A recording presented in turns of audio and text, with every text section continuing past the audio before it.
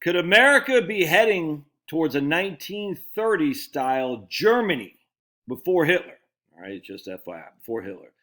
Look, whenever I do these videos, people say, oh, it sounds like you're pessimistic. I don't know. I'm not actually pessimistic, but I see something that looks somewhat familiar to me. I said, man, that's interesting. And I think about it, and I do videos on it.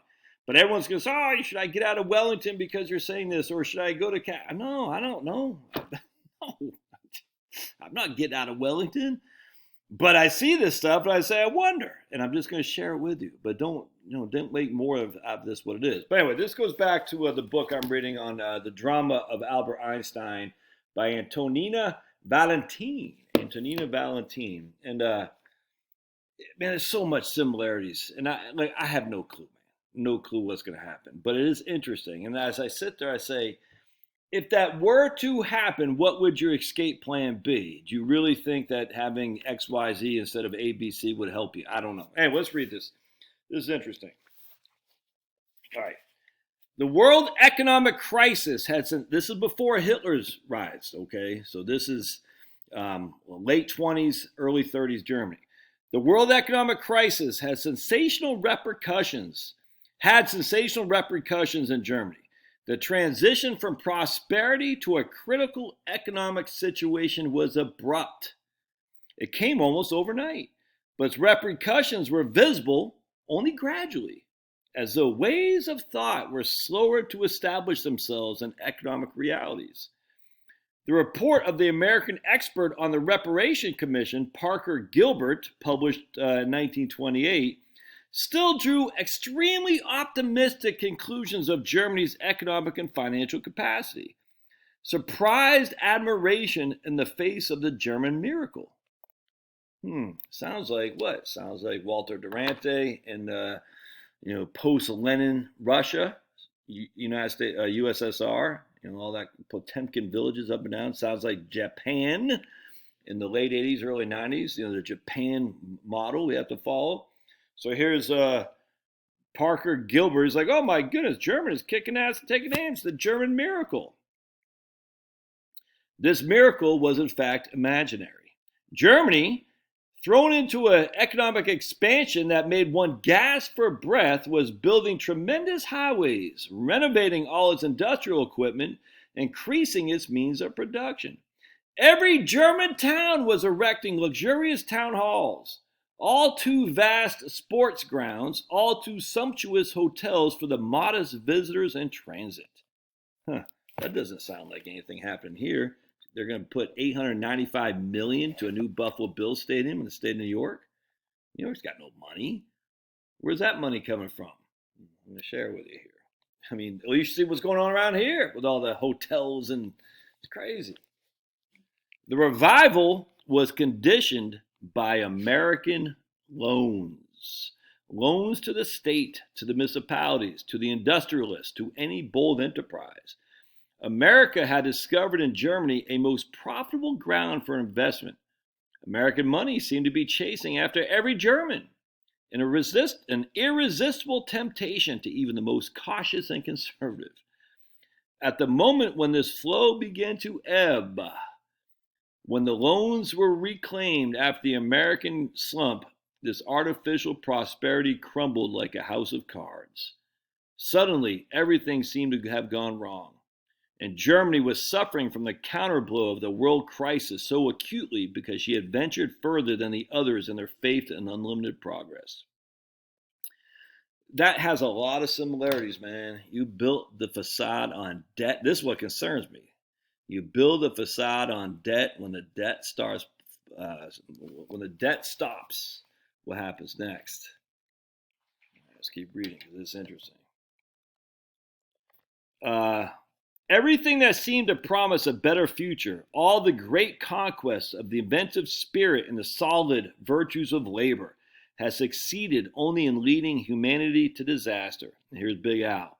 Quote, today, everything that has been acquired with such effort seems in the hands of our generation like a razor in the hands of a child of 3.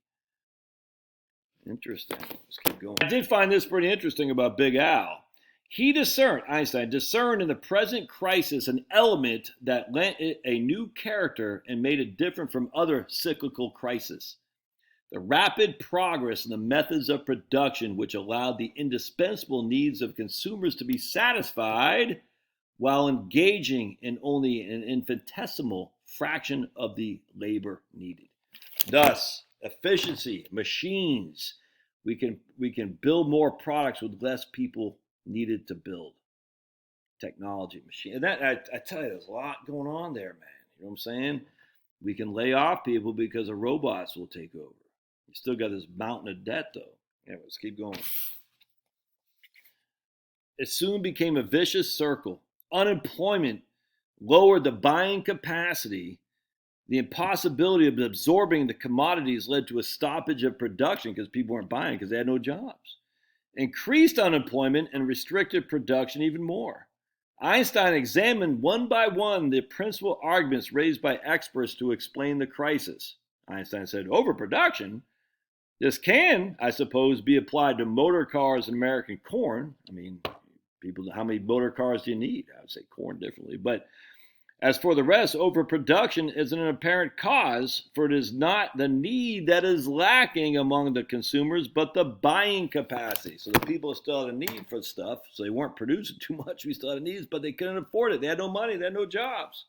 Einstein was greatly worried about the rearmament of Germany and other countries throughout the world, and he was actually a pacifist. So Einstein, very honorable. He was actually raising money to provide recourse for men who didn't want to be drafted into some stupid man's war. So 100% is an honorable thing. Lots of Einstein, not a good guy in a lot of his private ways, but in this case he was great. He said, look, I'm going to raise money to help people so they don't get conscripted. And I thought that's fantastic. But he doesn't make, so he's worried about war. I mean, he saw what happened in the World War I. All right, so he saw he was deeply shattered by the first sign of the defiance of the international ethics, i.e. through the League of Nations, when the Japanese occupation of Manchukuo. He knew the League of Nations, to be impotent, but he did not believe it so ready to capitulate. Could not the U.S., which was so powerful, play a pacifying role? Einstein asked an American diplomat why an economic boycott was not applied to Japan to prevent the country from continuing its policy of aggression. Just stay with me here. The American diplomat shrugged. He said, our commercial interests are too strong. Now, you might be saying, oh, we've learned our lesson. We're boycotting Russia. I would actually say our economic interests are too strong in support of Ukraine, frankly. It's different now. So while the boycott of Russia, whatever, the ruble has gone through the roof relative to everything else, our economic interests are too deep so that way to pull the funding for Ukraine. That's the problem here. And now we're putting 101st in Romania. Nothing scary about that. All right. In Germany itself, Einstein saw a looming danger ahead, which most observers were still blind. The sudden halt in production and the eclipse of prosperity hit the young most of all. In fact, check this out. Many of the young found themselves without jobs, without the ability to produce an income, to raise a family. And they found themselves as outcasts, without roots, and they were searching for a scapegoat. In fact, Einstein said Nazism was born on an empty stomach. That's not good. Let's check this out here too. Einstein himself was personally affected by the distress that was reigning in the country of Germany. Their family, Einstein and his wife Elsa, which is his first cousin, who he had a significant attraction to her daughter. Again, Einstein, he led a lot to be desired in terms of a good man. Let's just put it this way. More to come on this. Maybe I'll do a video on that, but I'm not sure I will. But anyway, we are all fallen. This is the point. I'm not anti-Einstein in the sense that Einstein was a good or bad man. We're all fallen. I don't like the cult of personality around this guy. That's what I don't like, especially when it comes to relativity. I mean, come on. Gravity bends light. Come on. All right. Their family, especially his wife's close relations, had fallen into almost complete penury. I can't poverty essentially. Penury. I can't pronounce that word. Quote, they had most of them been immensely rich, said Einstein's wife, Elsa. But at the moment, they're almost incapable of resuming the struggle for a living. These people whose lives have been warped, these old women were unable to understand what happened to them. And the younger people besieged their famous uncle and expected some impossible miracle from him. Einstein made great financial sacrifices to relieve their immediate distress. Anyway, the poverty of her family, Elsa's family, his wife, was only a reflection of the general confusion throughout the country. All right, so we're seeing here a prosperity built on debt. And then when the debt stops because the American had his own Great Depression, Germany went to Nazism because of an empty stomach. I tell you, man, I don't know. I'm not saying I have no clue whether this is going to happen here, but I do see that. It's kind of concerning. I want to share with you something here. And I've said this before, I'll say it again. Fast forward to the American Great Depression. This is from Kerry Meyer's book, Day on the Family Farm. The risk of foreclosure was severe but selective. Only those farms that were heavily mortgaged were at risk. All right? In a depression, debt's always the enemy, but in a depression, debt is even more painful because the value of the dollar that you use to pay the bills is worth more than it did before, because the depression is the opposite of inflation. Now you can have stagflation, I grant you. Either way, though, man, your dollar bill, you need more dollars to pay the debt. You can't go bankrupt if you have no debt. That doesn't mean the commies aren't going to freaking come and grab you. I get it. But only those farms that were heavily mortgaged were at risk. That's even heavily mortgaged. I literally don't know more what else I can say on this. Paying off debt does two things that are most important in retirement planning. Reduces your expenses and reduces your risk. There's nothing else to do, man. I mean, what are you going to do? You're going to get out of your mutual funds and ETFs and whatnot because you're what are you going to do? Put in the bank? What happened in Weimar, Germany? I mean, come on. I'm just saying I see a collapse. You can see it. Doesn't mean it's going to happen. You can see a collapse because all the debt. I don't know if it's going to happen or not. I have no clue. You have no clue. No one knows. But the way to reduce that risk, if that were to happen, is to reduce your expenses. The way to reduce your expenses is to get out of debt. There's nothing else you can do, man. I mean, even during the Great Depression, 75% of the people still had work.